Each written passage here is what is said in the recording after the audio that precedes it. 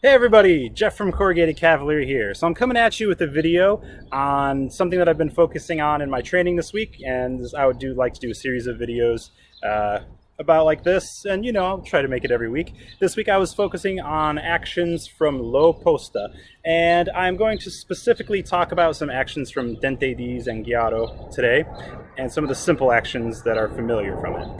So we're going to go over a few things from Dente di Zenghiaro. So in the first section in Spada a due mani for longsword in two hands, or just sword in two hands really, when Fiore is talking about what you can do from Dente di Zenghiaro, he says that you can come to the face with thrusts, which makes a lot of sense. You're waiting with your sword down, so that totally makes sense to me. And after the thrust toward the face, you can return down the same line with a cut to the arms or hands, or head, I think he says too. Perfectly fine. And there's another one he says where basically with a half step forward, thrust at face, half step back, cut at the arms, and then pass forward with a strike at the face. So we'll go through those real quick on Paul over here. He's been helping me out.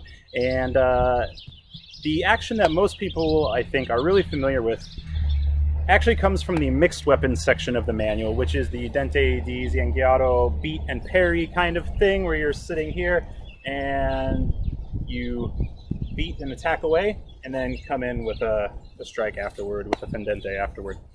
Let's go through a couple of those and see what it's like. So the first thing that he mentions is a thrust at the face without stepping, and cut down at the arms. And I kind of like retreating backward with that cut to the arms, personally, but I don't believe that Fiore mentions a step backward with that.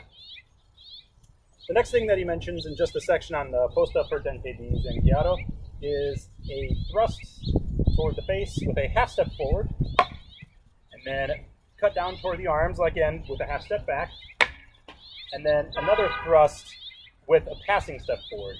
Since Paul's sword is here, I'm going to have to do kind of a covered thrust on this side, but that could change depending on the dynamics of the situation. So the action that you'll see most people talk about from Dente di Zenghiaro with the Dente di Zenghiaro beat and parry is basically some version of this. You're waiting here, and an attack, it could be a thrust, but typically it's done against a fendente. Basically, you step with a beat and come down with a strike to the head or arms. And the steps can be different ways. I'm going to go first of all with the step offline, but across the line. This is definitely more aggressive and eats up a lot of measure quickly. I like this one because I like getting into narrow game if I can. And I also have a body mechanic that I like to use with this.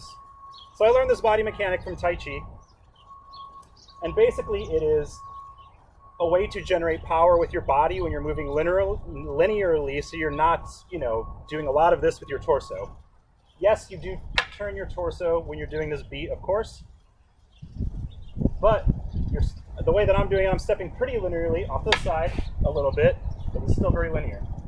Now, you have the feeling of a spring compressed right now, and there's a lot of, not tension, but potential energy in the body. And if you use your core and your legs and kind of tighten from there up and release that energy through your arms, you can get a lot of power in a short range of motion while you're just kind of standing up tall. I'm not really trying to hit it that hard. And that's a great way to generate power. And, people will say, when you're stepping in martial arts, you don't want to, be changing levels of your head. That is true. But this just, subtle change of level of your head is totally okay, in my opinion. And this was done in Tai Chi all the time when I was learning it from what I think was a great club. And so your center of gravity is here, and you've got all this built up energy, and you stand up into it and tighten from the legs to the core and let it go out through your arms, and if you have a weapon in your hands, the weapon. And you can get a lot of power that way.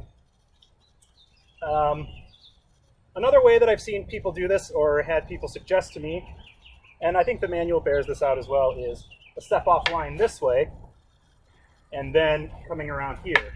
Because Fiore does say stepping obliquely with the left foot. So I could see that being accurate as well. So stepping off here, the arms and the hands seem a better target with that rather than the head to me, because it's harder to eat up measure. You can step really aggressively forward and offline. So you could do that, I suppose. That doesn't work quite as well for me, but maybe it does for you. So these are just some different ways to try it out. And one final way that I want to talk about is something that I've been playing with that I learned on Federico Malaguti's Discord channel. I don't want to plug it too much, but there's a lot of good stuff on there if you like nerdy sword talks, and he does some he'll do video reviews on technique or sparring or whatever as well. Go to his Patreon, Federico Malaguti's Patreon, and I think for $10 and up a month you can be part of the Discord server if you like nerdy sword chats and funny people as well. It's a good thing to do. But one of his friends, Mauro Carapaci, who also has a YouTube channel that I'll link down below, has a different interpretation that I've been working with a little bit. I don't want to go too much into it because it's his interpretation, but it's basically using a true edge and a little turn like that. And there is some backup for this in the manual in the mixed weapons section, because Fiore says I could wait in Posta di Finestra on the left or Posta di Donna on the left and basically do the same action. So you can't really, I mean, yes, you can do that, but it's a lot more awkward than some other options. So that's another way to interpret this, potentially. And yeah, there are some options for you to play around with. All right, well, I hope that was helpful or thought-provoking, at least. Maybe it wasn't, that's also fine. But these are some ways that I've seen to interpret some of the Dente di Zenghiaro options that you have. Not necessarily plays, but strategies or actions, whatever you want to call them, really. Yeah, thank you for coming by once again. Please like, subscribe if you have not, share this around with friends. You can follow me on Twitter, @CorrugatedCavo1. Please let me know if you liked this kind of video, if you'd like to see more of this kind of thing. Just let me know your thoughts. Awesome. Thanks, everybody. Be good to each other, and ciao.